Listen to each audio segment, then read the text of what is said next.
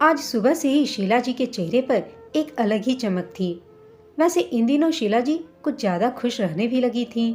शीला जी के पति महेश जी को अंदाजा था कि शीला जी क्यों इतनी खुश हैं, और आज उनकी चहकती आवाज सुनकर उनके चेहरे पर एक प्यारी सी मुस्कान आ गई थी। सुनते हो जी, इस बार की दिवाली बहुत खास होने वाली है मेरी, क्योंकि बेटा बहू दोनों आएंगे और साथ में बेटी और दामाद भी। महेश जी बोले, ओह, क्यों नहीं सुनूंगा भाग्यवान तुम्हारी। पिछले 15 दिनों से तो तुम यही सुना रही हो, और मैं यह भी जान रहा हूँ कि उन सब के आ जाने के बाद आप तो मुझे बिल्कुल ही भूल जाएंगी। महेश जी ने बड़े ही प्यार से शीला जी के सवाल का जवाब दिया। शीला जी ने भी उनकी बात को समझते हुए उसी अंदाज में कहा, हाँ हाँ, क्यों नहीं, मैं क्यों नहीं आपको भूलूंगी। जब वह लोग आ जाएंगे तो हम तो बड़े कीमती हो जाएंगे। मेरे पोता और नातिन जो आ गए हैं तो हमारे पास किसी के लिए भी समय नहीं रहेगा। सो बात जो भी करनी है अभी ही कर लो। पति पत्नी की इस मीठी नोक-झोंक का मजा घर की सहायिका जानकी बड़े मजे से ले रही थी। वह उन दोनों के लिए चाय बनाकर रखते हुए बोली, सच माँ जी, बच्चों के आने से घर कितना गुलजार हो जाता है। मैं तो कहती हूँ कि इस बार आप लोग भैया भाभी के साथ चले जाना। आखिर यहाँ पर रखा ही क्या है जो आप लोग दोनों यहाँ अकेले रह रहे हो। वहाँ मुन्ना और गुड्डी के साथ आप दोनों का मन भी लग जाएगा। अब बुढ़ापे में बेटा बहू पोता पोती के साथ ही तो इंसान खुश रहता है, अपने परिवार के साथ रहता है। आखिर लोग बेटा पैदा ही क्यों करते हैं, इसी दिन के लिए ना। जानकी के ऐसा कहते ही एकदम से महेश जी और शीला जी का चेहरा बुझ गया। थोड़ी देर पहले जो दोनों खिलखिलाकर हंस रहे थे, उस चेहरे पर एक मायूसी सी छा गई। फिर से जानकी ने आज उनकी दुखता रग पर जो हाथ रख दिया था। चाहे वह अपने बेटा बहू और पोता पोती पर कितना भी प्यार लुटाए, लेकिन उनकी दुनिया में ये दोनों कभी फिट ही नहीं होते थे। यह बात उनके बेटा और बहू उन्हें कई बार एहसास करा चुके थे। महेश जी की सेवानिवृत्ति को लगभग 7 साल हो चुके थे, और तब से दोनों पति पत्नी भिवाड़ी में अकेले ही रहा करते थे। उनका इकलौता बेटा कबीर और अपनी पत्नी के साथ रोमा और बच्चों के साथ बेंगलुरु में नौकरी करता था, और साल में एक बार दिवाली पर घर आता था। उनकी बेटी काव्या की शादी हो गई थी, और जब तब आकर उनसे मिल लेती थी। अब तक महेश जी और शीला जी एक बार ही बेटे के पास गए थे, और वहाँ उन्हें बहू का व्यवहार उतना अच्छा नहीं मिला, और साथ ही उन्हें समझ नहीं आता था कि वहाँ रहकर करना क्या है, क्योंकि बेटा और बहू तो नौकरी करते थे। सो सुबह सुबह ही वे लोग अपने काम पर निकल जाते थे और बच्चों को क्रेच में छोड़कर जाते थे। खैर, अब तो दोनों बच्चे स्कूल भी जाने लगे थे, सो अगर दोनों वहाँ जाते भी तो और भी बोर हो जाते। घर में बहू ने जो फुल टाइम मेड लगा रखी थी, उसने सारा काम संभाल रखा था। बेटा बहू ने सारी व्यवस्था ऐसी कर रखी थी कि बाहर वाले किसी की ज़रूरत ही नहीं थी। इसलिए महेश जी और शीला जी को ऐसा लगता था कि वह बाहर से आए हैं, मेहमान है, और उनके लायक उस घर में कोई काम ही नहीं बचा है और ना ही कोई जगह है। इसलिए वह दोनों वहाँ से जाने से कतराते थे। उन दोनों का बिल्कुल भी वहाँ मन नहीं लगता था। हाँ, साल में एक बार जब अपने बेटी और पोता पोती को अपनी आंखों से देख लेते थे तो उनकी आंखें जुड़ा जाती थी। यही एक सुख था, और इन्हीं कुछ दिनों के लिए वह पूरे साल इंतजार करते रहते थे। सबके आने से घर गुलजार हो जाता था, और सबके चेहरे भी खुशी से चमक उठते थे। यही खुशी उन दोनों के लिए काफ़ी थी कि साल में कम से कम एक बार तो पूरा परिवार एक साथ मिला। अक्सर महेश जी और शीला जी सोचते थे कि अभी तो उम्र है, हाथ पैर चल रही है, जब उम्र हो जाएगी और उन्हें किसी सहारे की ज़रूरत पड़ेगी, तब भी क्या ऐसे ही बेटा बहू उनके साथ व्यवहार करेंगे?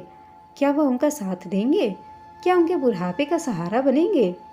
बढ़ती उम्र का डर उन्हें बहुत डराता था, और वर्तमान स्थिति ऐसी थी कि बेटा और बहू ने यह कई बार दिखा दिया था कि वे दोनों अपने अपने जीवन में व्यस्त हैं, इसलिए बार बार आ जा नहीं सकते, और उनके घर में उनके लिए जगह तो है पर दिल में जगह नहीं है।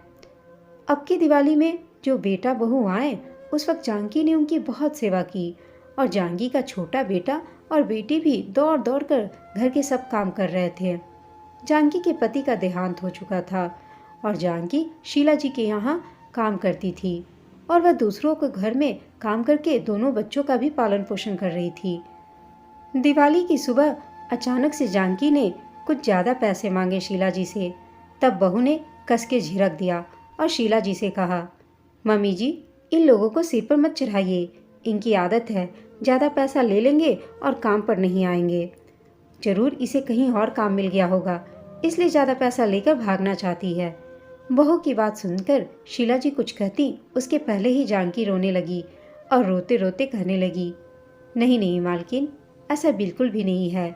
मेरी खोली वाले भाड़ा बढ़ाकर खोली से निकलने को कह रहे हैं और हमें बड़ी मुश्किल हो रही है। कोई अच्छा घर नहीं मिल रहा है। मेरी बेटी मुनिया 13 साल की होने वाली है। आसपास के लोग अच्छे नहीं हैं, वहाँ का माहौल अच्छा नहीं है और सार्वजनिक शौचालय होने की वजह से उसे जब भी रात बिरात के लिए शौच के लिए जाना पड़ता है तब एक तरह से डर बना रहता है।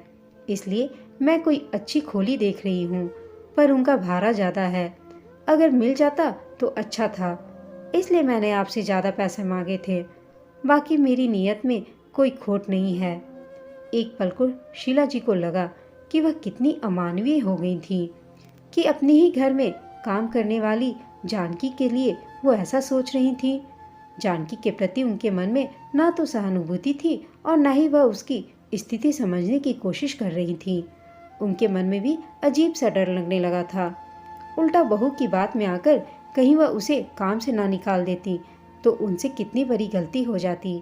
आज दिवाली के दिन वह किसी को बेघर करने के लिए जाम से खुद को नहीं बचा पाती। शीला जी ने कुछ देर सोचा और अंदर कमरे में जाकर महेश जी से बात की। देखिए, जानकी अगर खोली बदलती है या बेघर हो जाती है या कहीं दूर खोली ले लेती है तो हमारे घर का काम करने नहीं आ पाएगी। हमारे ऊपर के 2 कमरे तो खाली ही रहते हैं। उनमें से अगर एक कमरा हम जानकी को दे दें तो हमारी कितनी मदद हो जाएगी और उसकी भी एक घर हो जाएगा और उसे छत मिल जाएगा। वैसे तो महेश जी शांत प्रवृत्ति के थे और शीला जी के निर्णय में अक्सर हस्तक्षेप नहीं करते थे। आज भी वह शीला जी के निर्णय से सहमत थे। सिर्फ उन्होंने इतना कहा, वह तुम देख लो शीला कि जानकी का स्वभाव कैसा है। उसका आईडी की कॉपी वगैरह भी रख लो और सोच समझकर अगर तुम्हें सही लगता है तो उसे ऊपर का कमरा देने में कोई हर्ज नहीं है। वह कितने सालों से हमारे यहाँ काम कर रही है। शीला जी बोली, सच्ची? आपने इजाज़त दे दी तो बहुत अच्छा किया, मुझे बहुत अच्छा लगा। मैं भी ऐसा ही सोच रही थी कि आप बहुत अच्छे हैं। इस उम्र में महेश जी अपनी प्रशंसा सुनकर खुश हो गए।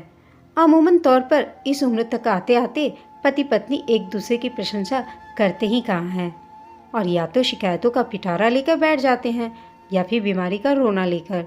पर यह दोनों पति पत्नी जीवन के हर क्षण को खुशी से जीने में विश्वास करते थे। शीला जी की बात सुनकर महेश जी भी खिल उठे थे।